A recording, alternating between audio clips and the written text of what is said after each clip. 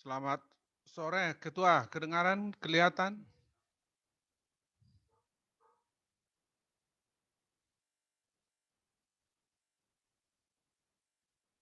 Ketua, halo?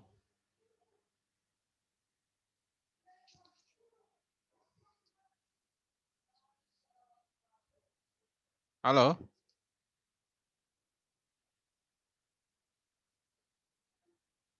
Ada yang bisa nyahut, kedengaran nggak? Dengaran, Pak. Oke, Dengaran, Pak. berarti Ketua nggak hadir ya?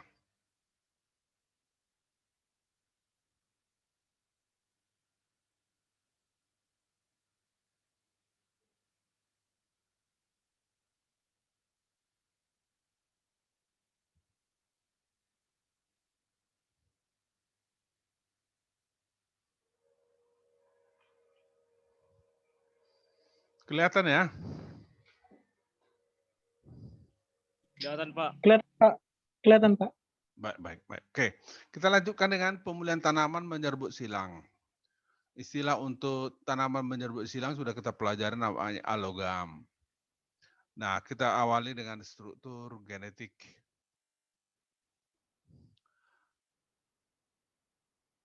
Nah, di struktur genetik dari tanaman menyerbuk silang ditentukan oleh kumpulan gen atau namanya gene pool. Jadi dalam sebuah populasi keseluruhannya disebut dengan gene pool ya.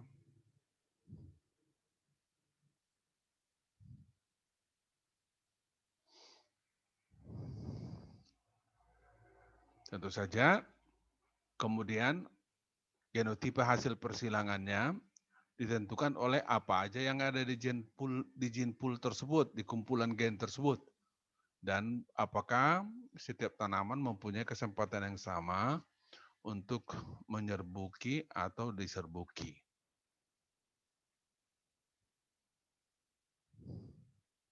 Nah, inilah struktur populasi dari alogam. Misalkan di dalam populasi itu ada 3 genotipe, yaitu homozigot dominan, heterozigot, homozigot resesif.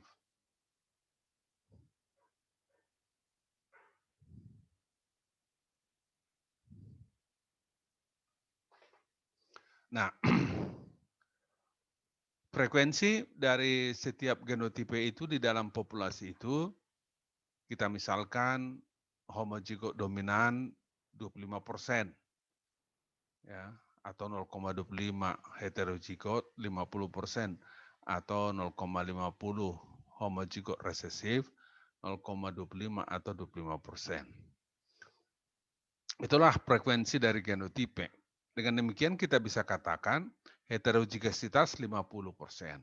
A dominan, A resesif, itu kan heterozigot. Nah, setiap tanaman itu kemudian menghasilkan serbuk sari, ya, serbuk sari juga menghasilkan sel telur.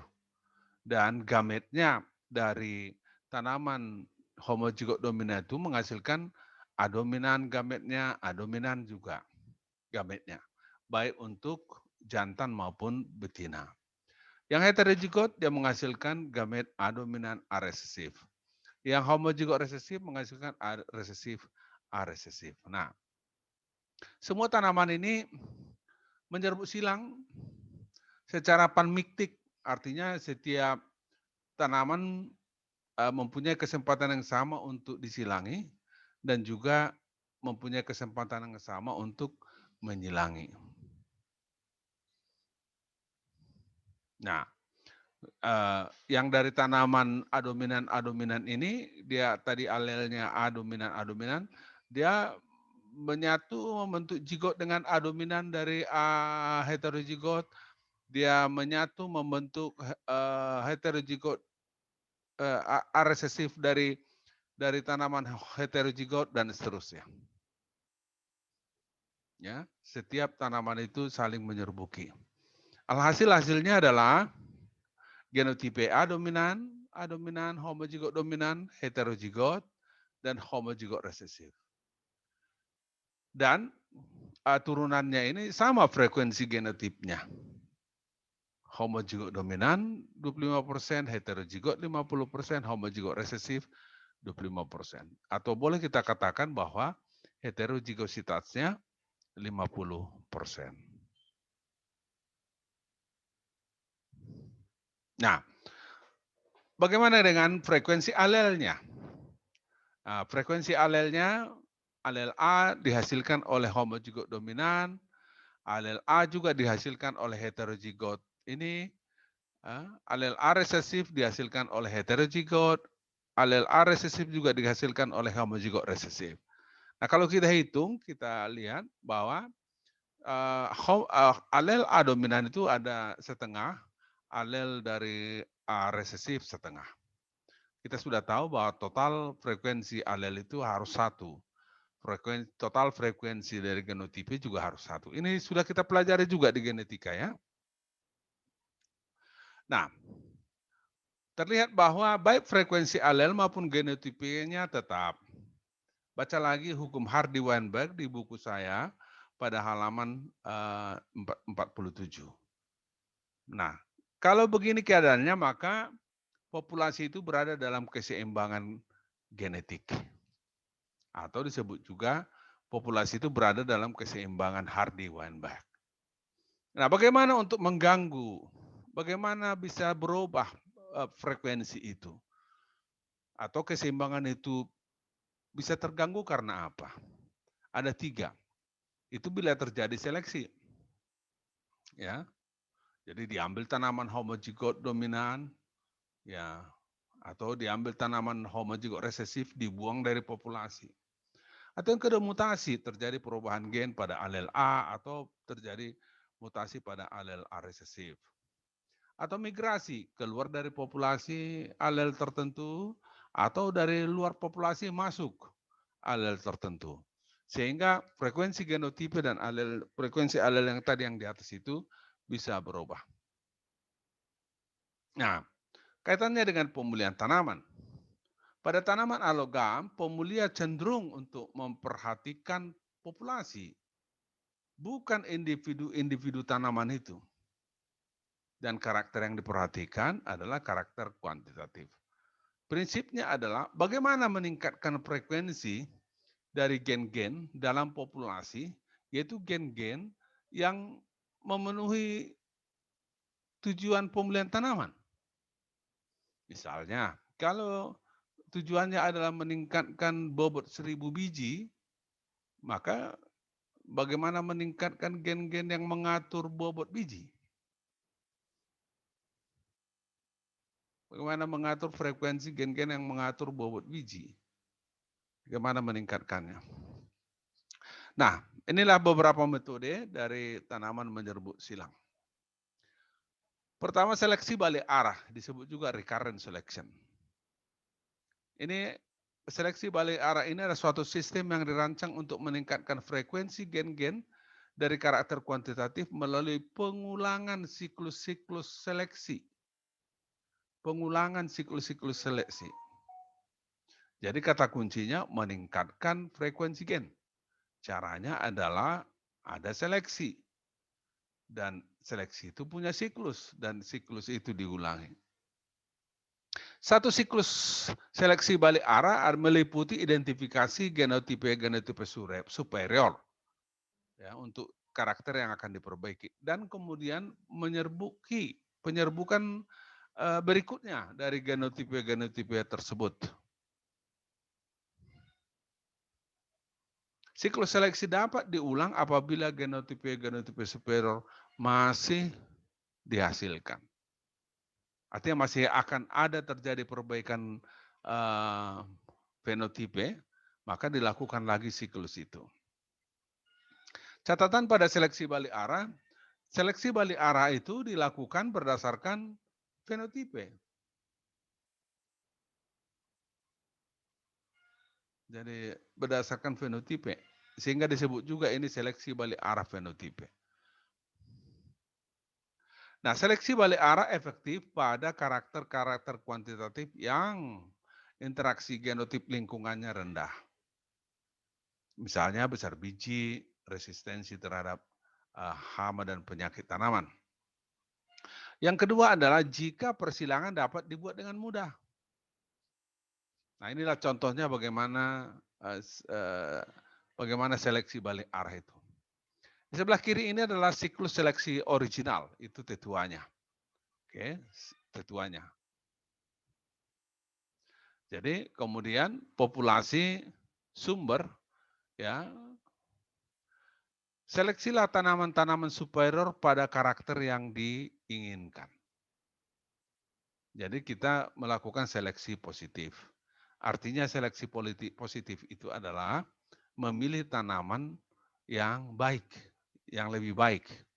Dan itulah kemudian kita lanjutkan untuk ditanam. Lalu lakukanlah persilangan sendiri pada tanaman yang diseleksi. Oke.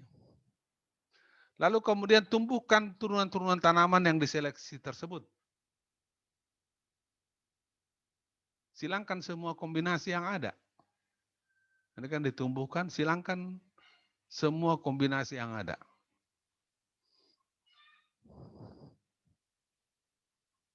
Lalu tumbuhkan tanaman-tanaman dari tanaman yang diseleksi, seleksi tanaman superior.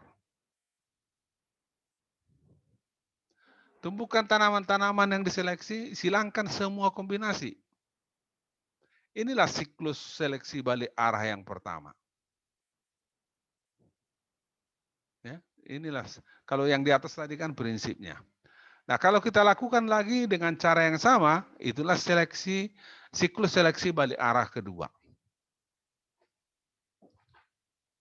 Nah, kalau kalian membaca buku Polman, buku wajib kita, pada halaman 220, ada contoh bagaimana seleksi ini berhasil meningkatkan kadar minyak jagung.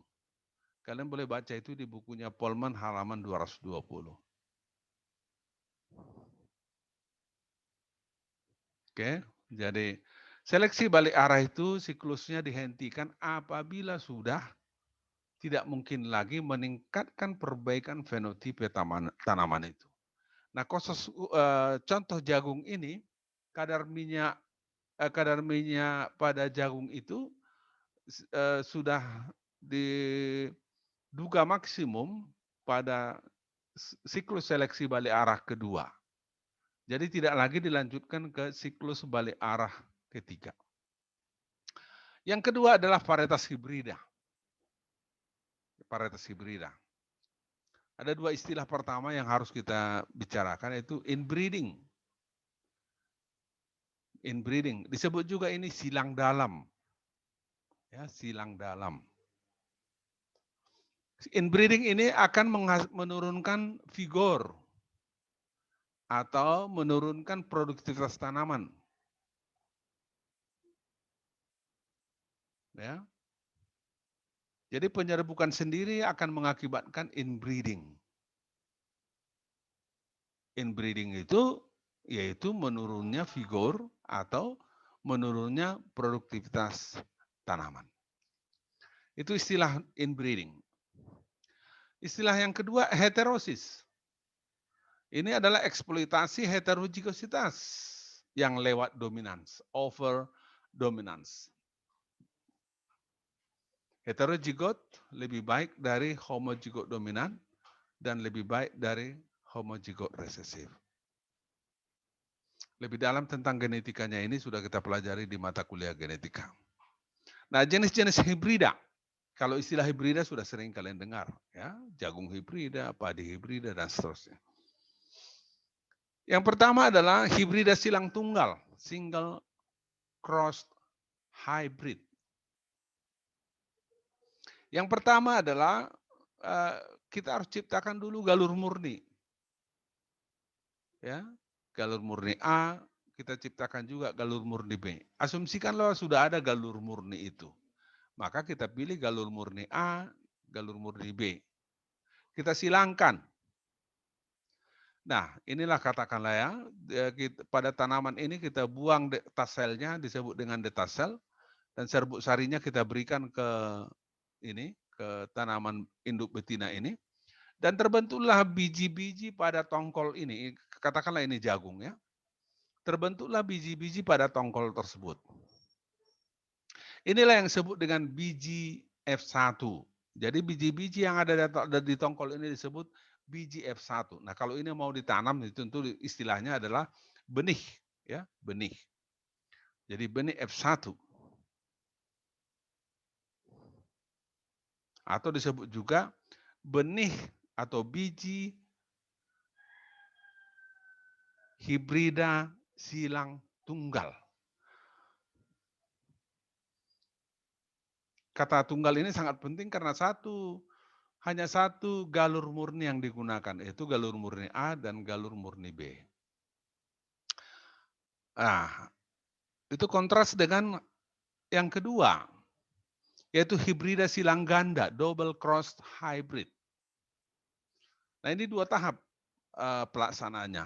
Ada galur murni A disilangkan dengan galur murni B.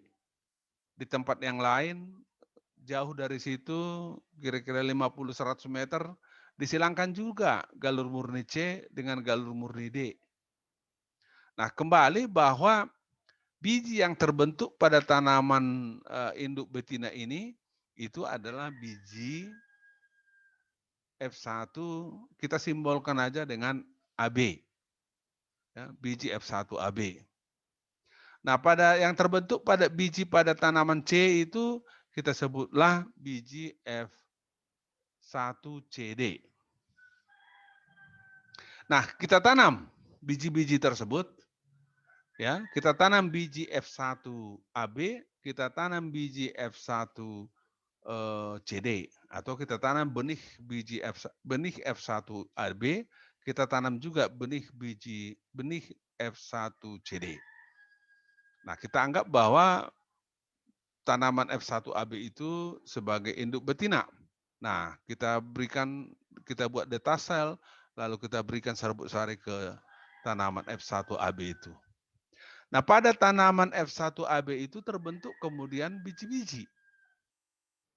Biji-biji itulah yang disebut dengan biji atau benih hibrida silang ganda. Disebut silang ganda karena 2 hibrida disilangkan. Yaitu hibrida F1AB tadi disilangkan dengan hibrida F1CD.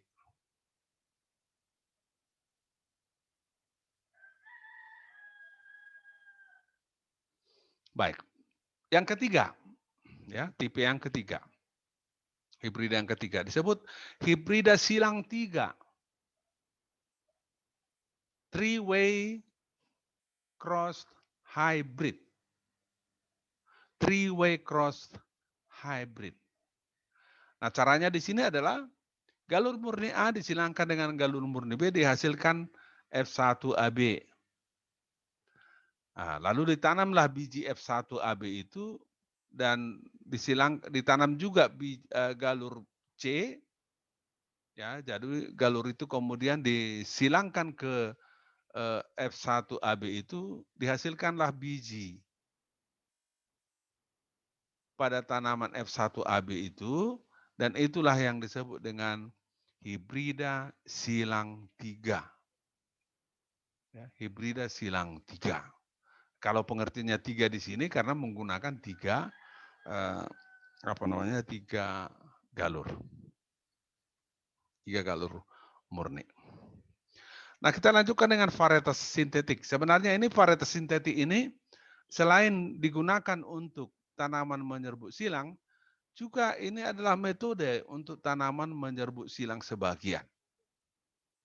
Pada kuliah kita yang lalu sudah kita bicarakan apa yang dimaksud dengan tanaman menyerbuk silang sebagian seperti kacang jogo, ya, dia tidak bisa dimasukkan ke kelompok tanaman menyerbuk sendiri, tetapi juga tidak bisa dimasukkan ke kelompok tanaman menyerbuk silang, ya, karena dia sebagian menyerbuk sendiri, sebagian lagi menyerbuk silang. Nah, untuk tanaman ini metodenya adalah varietas sintetik. Tetapi sekali lagi varietas sintetik ini, metode varietas sintetik ini juga digunakan untuk tanaman yang menyerbuk silang.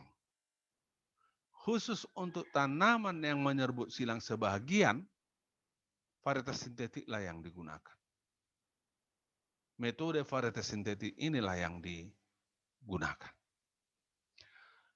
Nah, apa pengertiannya? Pengertiannya adalah generasi lanjutan dari beberapa komponen melalui penyerbukan terbuka alami. Ya, melalui penyerbukan terbuka alami. Berapakah komponen itu? Komponen itu bisa 2, 3, 4, 5. Jadi secara umum disebut komponennya itu lebih atau sama dengan 2. Maksudnya induknya itu bisa 2 atau lebih. Ya. Jadi komponen sintetik itu maksudnya tetua. Komponen sintetik itu harus berbeda secara genetik. Bisa galur murni, bisa F1, bisa F2, bisa F3 dan sebagainya. Yang penting mereka harus berbeda secara genetik. Nah, metodenya begini. Komponen itu ditanam, ya, ditanam itu yang disebut dengan generasi sin 0. Sin itu kependekan dari sintetik. Jadi generasi tetua itu disebut generasi sintetik 0, generasi 0. Atau disingkat menjadi sin garis 0. Ya, sin 0. Nah, dikumpulkanlah biji-bijinya, ditanam. Inilah generasi sin 1. Dikumpulkanlah biji-bijinya. Nah, biji-bijinya itu kan sudah biji sin 2. Ditanam. Itulah generasi sin 2. Terbentuk lagi biji-biji. Biji-biji tersebut adalah biji sin 3. Ditanam, itulah generasi sin 3. Seterusnya kalau ditanam biji-biji sin 3 itu, sin 4, itulah generasi sin 4. Lalu dilakukan pengujian. Apakah varietas yang dihasilkan ini lebih baik dari varietas yang ada? Nah, biasanya begini. Dari berbagai penelitian menunjukkan bahwa kalau kita buat grafiknya ini produksi sumbu Y, sumbu X adalah generasi sin. Di awalnya produksinya rendah. Kita tahu heterozigotos yang mau dimanfaatkan. Nah, dengan bersilangnya tanaman itu melakukan penyerbukan silang, heterozigotos meningkat. Pada sin 1 produksi meningkat. Bersilangan lagi heterozigositas meningkat. Sin 2 meningkat produksinya. Ya, tapi karena sebahagian daripada tanaman itu akan menyerbuk sendiri, maka eksploitasi heterozigositas itu tidak 100%. Tetap ada terjadi penyerbukan sendiri. Nah, beginilah polanya sampai dia generasi sin 4 produksinya meningkat. Seterusnya ke generasi sin 5 memang terjadi sedikit lagi peningkatan tapi tidak lagi signifikan. Apalagi ke sin 6. Udah mulai mendatar dia.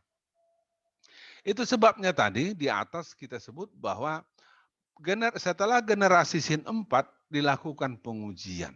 Artinya yang diuji itu adalah generasi sin 5. Apa yang mau diuji? Yaitu membandingkan daya produksinya dengan varietas sintetik yang ada. Apakah yang diciptakan ini lebih baik dari yang ada?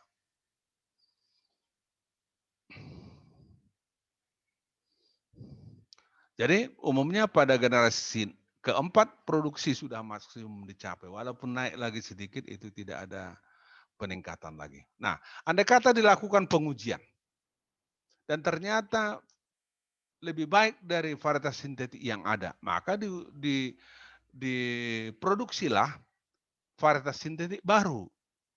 Caranya bagaimana? Caranya mengulangi lagi siklus ini. Mengulangi lagi siklus ini dari awal. Tanam tetua sin 0, panen bijinya, hasilkan generasi 1, panen bijinya, hasilkan generasi 2, panen bijinya, hasilkan generasi 3, panen bijinya, hasilkan generasi 4. Nah, Biji-biji yang dihasilkan oleh generasi SIN 4 itu adalah biji SIN 5. Nah, itulah yang dijual sebagai varietas baru. Tentu kalau ada sudah izin dari pemerintah yang mengizinkan varietas itu dilepas ke masyarakat. Inilah uniknya varietas sintetik ini.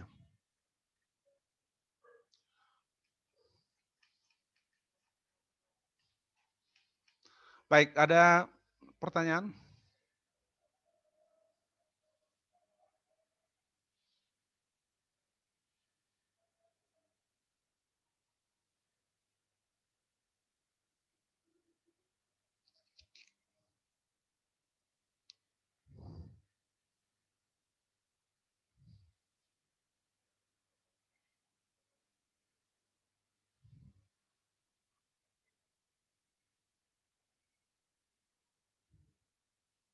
Ada pertanyaan?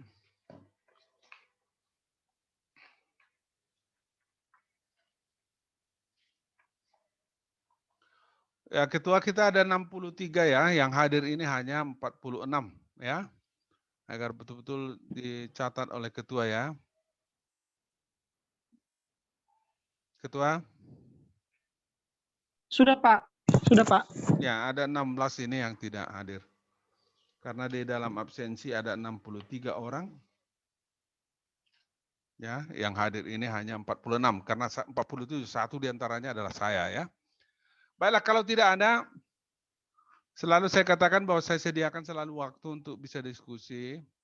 Dan kalau tidak ada diskusi tentu nggak saya lanjutkan lagi karena memang materinya sudah habis.